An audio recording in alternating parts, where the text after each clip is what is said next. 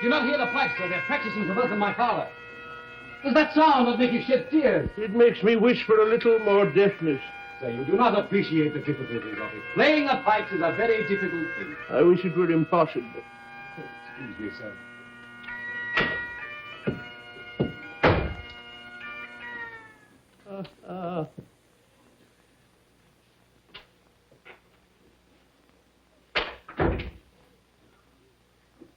Basil, your hospitality has been great, but I must go back to London. But you must wait for my father to come, sir. He's due any day. Well, I cannot. No.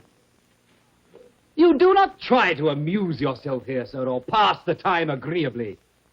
There are distractions. Well, fishing for one and hunting.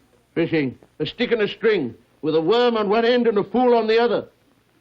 And you must admit, sir, it's a sad comment on the paucity of human enjoyment that hunting is one of them. James, your father is coming. His carriage is in the drive.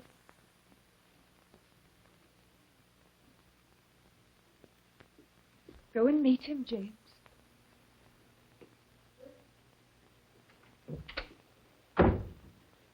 Now you shall have your chance, Dr. Johnson.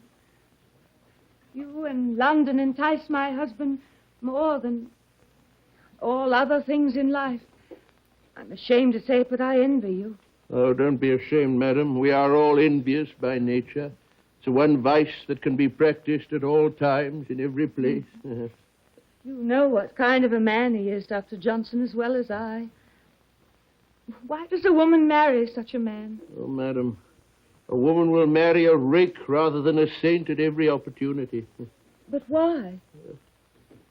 I once knew a man who was fond of pork. He wished he were a Jew, since Jews are not allowed to eat pork. Then might he have the pleasure of eating his favorite dish, along with the pleasures of sinning. Dr. Johnson, this is my father, Lord Auchinleck. I keep my son from the immoral dens of London. You have other plans. To restrain him from vice, sir, is like cutting off his hand for fear that he will steal. Although he may be prevented from stealing, yet will he remain a thief for the rest of his life in his heart.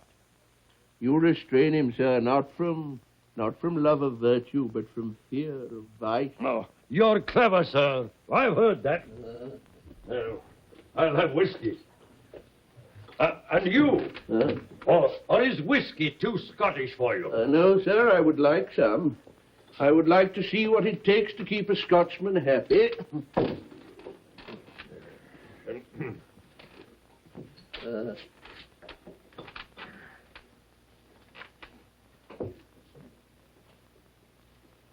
Takes a great deal, as I thought. I hope now, Dr. Johnson, you've seen Scotland. You acknowledge the error of your previous opinions. Well, what do you say? I've liked the inhabitants I've met, sir. And the land? Is it not bonny? No, sir. I can't say that. I cannot say Why not? Well, it lacks trees, for one thing, sir. I've traveled 300 miles in Scotland and only come across one tree older than myself. Yes, a tree might make a show in Scotland, sir, as a horse might in Venice. Venice? You prefer foreign places, plain. I'll wager the filth of France makes that country more to your liking than our Scottish cleanliness. Oh, no, sir, no. France is worse than Scotland. He has a wee pat on the head for us. It's worse than Scotland. In all but climate. Venice. France and its lovely climate. Are you a Catholic, Doctor? No, sir, I'm not. Perhaps you prefer the Catholicism of rebellious Ireland to the Protestantism of loyal Scotland. Father, Dr. Johnson. Silence! Well, what is your feeling on that? I know of no greater instance of severity in history, sir, than that practiced against the Catholics in Ireland. Do you not find your friend's professions insulting, James? I do not understand you, sir.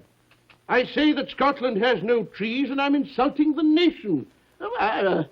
No Englishman would be offended if a traveler were to tell him that olives do not grow in England. Ah, there's the issue. I am not an Englishman, so I cannot be treated as an equal.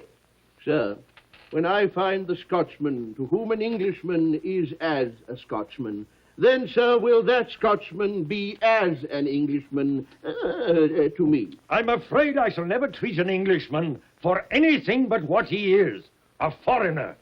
I'm too patriotic a Scot for anything but that. And surely you do not deny patriotism. Patriotism, sir, is the last refuge of the scoundrel.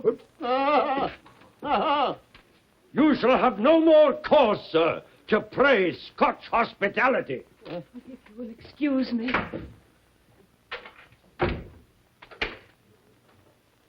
Oh. I fear I did not convert Lord Auchinleck to a new way of thinking, Basil. Why did you oppose him?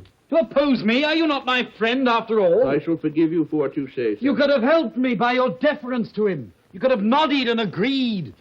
What would it matter to you if you concealed your true feelings? There are some things which a man has no right to ask. The prize was much to me. And the cost too great to me. You prate of friendship, sir, yet when it is put to the task, it is... well, you have two topics of conversation, yourself and me. I'm sick of both. Words when I ask for aid. Aid! You shall have aid, Bossy, when you help yourself.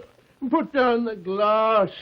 Put courage in your breast, or you will remain hollow and dead, alive though you may be. Do not talk to me of courage, you who quake at the mention of death.